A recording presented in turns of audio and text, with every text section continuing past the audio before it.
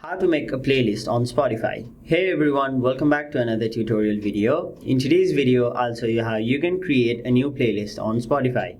So the first thing you want to do is simply open your Spotify app and now make sure you are logged into your Spotify account. Now once you've made sure you are logged in, on the bottom side of the screen you can see four different options: Home, Search, Your Library and Premium. So tap on the third one, which is Your Library. After that, you'll be taken to a page somewhat like this. Now, in order to make or create a new playlist, simply tap on the plus icon which is on the top right corner of your screen. Now, it will basically provide you two options, playlist and blend. So, tap on the first one which is playlist. And now, you'll have to give a name to your playlist. Let us simply name it demo.